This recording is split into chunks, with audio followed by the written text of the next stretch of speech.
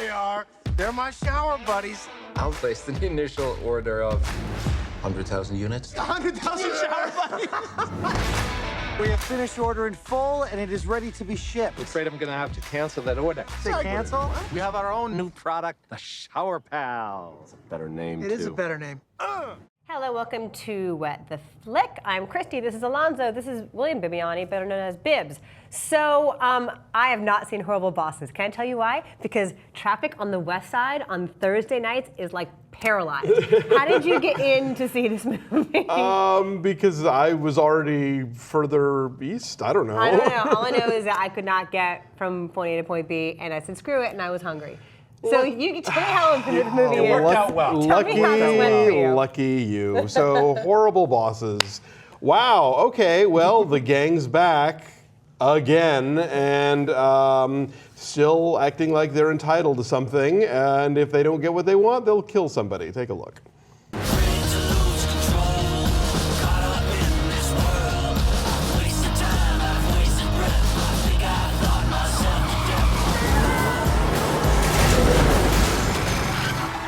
Seeing someone? Yeah. That's great. A sex addiction that we cannot change. A sex addiction? Found this gentleman out in your hall. Would you like to share with us? Just been getting together with the guys, chugging one after the other. He thinks he's in an AA meeting. So your sexual addiction, it's homosexual in nature. My sex addiction is, and then what did you say? Go with me now. See, I don't recall thinking at the end of Horrible Bosses that I needed to know more about these people and their struggle. Yeah, no. This is the relevant at all? This is the worst kind of comedy sequel, the one that 22 Jump Street made such wonderful fun of earlier this year, where it's like literally whatever you do, make sure it's exactly what you did last time, even if it makes absolutely no sense to do it again, even if it's not funny anymore. Just do it or people will turn on us.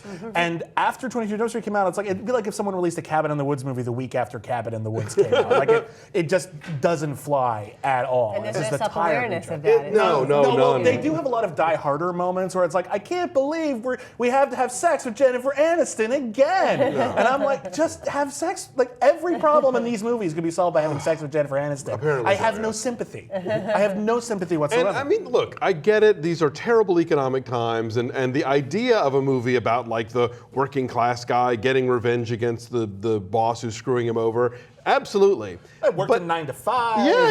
And they reference 9 to 5 in this movie, in fact. But it's like these guys are such idiots and so bad at what they do, and their big like $1 million invention idea is so crappy. It's so like infomercial back of the 99-cent store. It's a shower head that also shoots out shampoo and soap. Now I've heard dumber fake inventions in movies, but that's like at the back of a Sky Mall catalog. That's not that dumb great. enough. That's not weird Exactly. enough. It's like either make it terrible and just assume that we're all going to play along, or come up with something that's actually really cool. But this is just so average and that the whole premise of like, oh my God, how terrible! They're going to lose out on the shampoo gun, you know? Yeah. Well, and again, which would be forgivable if this were remotely fucking funny, but it's not. Did you laugh at all? Is there any, like, There's a couple of there's a couple of cute jokes here and there, but really the problem is their comedic sort of dynamic is just more than it was last time. It's like, oh, Charlie Day was kind of the dopey one who said the wrong things and isn't very good at pretending to be a criminal. Well, we're going to magnify that by like 20 to the point where it's so implausible. Where like a cop shows up after they're supposed to have kidnapped somebody, and he just says, "We haven't kidnapped anybody," and I'm like, really? That's not that broad a movie. It's supposed to sort of take place in the real world only more. Charlie Day kind of always is like that kind of character every time. Anyway, so now it sounds like he's making fun of his own. I mean, he's There's no I self-awareness like his to it, energy, though. but the material's not there. And then you can so tell it's one of those. We're just going to roll the camera. These guys are so funny. Right. They'll come up with something. And they did not. More often than not, they don't. You know, Yeah. but you can just tell it's like this sort of semi-improvisational. We're going to make this thing work, but they just it brought me back to movies like. The The Watch. Remember that one? Just Which one's The Watch? Exactly. The one, yeah. It was Vince Vaughn, Ben Stiller, Jonah Richard Hill. Ayoade, the neighborhood watch that ends up fighting aliens. Oh, and it came out at sort of a bad time. Yeah, because it was called Neighborhood half- Watch, and then Trayvon Martin happened. So it's that kind of movie where it's like, we got all these really funny people, fuck the script, we'll just, And no, it turns out you kind of need the script. Well, and the script needs to do. What's really frustrating for me is there's so many. This movie gives itself so many avenues to not be the exact same movie as the previous film. I mean, they even talk about how like one of the main ideas of this plot is they create an invention, they start their own business, but then they throw it away in a bad business deal, and now they have all these employees whose lives will be destroyed if they screw up this plan. So now they are horrible bosses. Two. Okay, and that's As opposed actually to two and that's TM. actually kind of clever. And you could have really done something interesting with sort of inverting that dynamic, and now all of a sudden they're the victims of the same stuff that they saw in the previous film. I'm not trying to rewrite the screenplay. I'm just saying, like, there were ways to go that are in the movie itself that wouldn't have just been, oh man, they needed walkie-talkies for this heist, but they got kids' walkie-talkies. Isn't that funny? No! No, it is not! Here's a question I have for you. Why can't Jason Bateman make a good movie? Oh, brother. Let's talk about this year Teen alone. Wolf 2, young lady. That's a very good question. I mean, let's remember, before Arrested Development, he had one of the more stellar, like, flop runs on TV. He would do a pilot every season and they'd never last. He was like the Robert Urich of comedy. Like, he would do one show after another that would just get canceled or die on the vine. And he's very talented and very funny. I've always liked him. He's a total pro. I would say Bad Words was okay.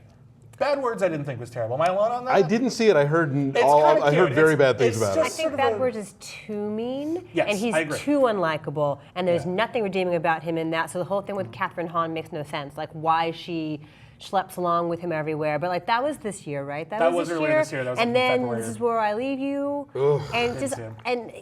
He's on this really bad run, and I don't understand why. Because he's got great timing. He's clearly so smart. All he's these so terrible likable. moves with Jennifer Aniston, because not just these, but remember, was it the Switch? Is it the thing with the sperm? Yes. Yeah, no, I choose to forget the Switch. The Switch, the watch. It could be the same thing. We don't know. Exactly. So I'm baffled by this. I don't know why he makes these bad choices. Yeah. And You know, is it a bad choice? Because Horrible Bosses wasn't a bad choice for him. I didn't think it was particularly funny, but it wasn't terrible, and it was a huge hit. So doing another Horrible Bosses 2 is, you know, just sort of like, I need a new garage. Yeah. No, look, he's getting paid and good for him, but I thought the first Horrible Bosses was shitty, and this one's worse. I didn't think the first Horrible Bosses was shitty, but I also didn't think it was amazing or anything. It's just sort of, that's a cute concept. We can all enjoy a little bit of Schadenfreude right now, so fair enough. But now it's just pointless and insipid, and it's not even funny enough to get away with I that. did kind of like Chris Pine as the sort of douchey rich boy kidnapped victim, but there's not enough It's been of that. I can't remember ever seeing Chris Pine seem that energized by a role. Star Trek pun, but still, like it seriously, he looks like he's having fun. He looks like he's enjoying himself. It's like remember when like everyone had written off Matthew McConaughey, and then he did that very small role in Tropic Thunder, and everyone's like, oh, he's got a personality? Oh snap, we should give him real movies. And now look where we are. So that might be this might be the beginning of the Pine Renaissance. I don't know that Pine has not sunk to the level of pre-McConaissance McConaughey. He also hasn't risen to the level of No, I know, pre-McConaissance. but I hear he's good in Into the Woods, so we've got that to look Well, forward we'll to. see. Anyway, Horrible Bosses 2. numbers, friends. William Bibiani. Oh, I don't know. I didn't despise it as much as other things, so I'll say a 3.5, but it's quite bad. I give it a Horrible Bosses 2.2. All right, so their average, our average, I give it nothing. It's a 2.8, and it's at 21% on the tomato meter, and it's sort of been stuck in that general range. So You can do better. If you were a Audiences, if you were- cast, everybody can do better. Everybody involved. I guess if you're a Jason Bateman completist, you have to go see it. Oh, All right, God, how bye. sad would that be? Bye.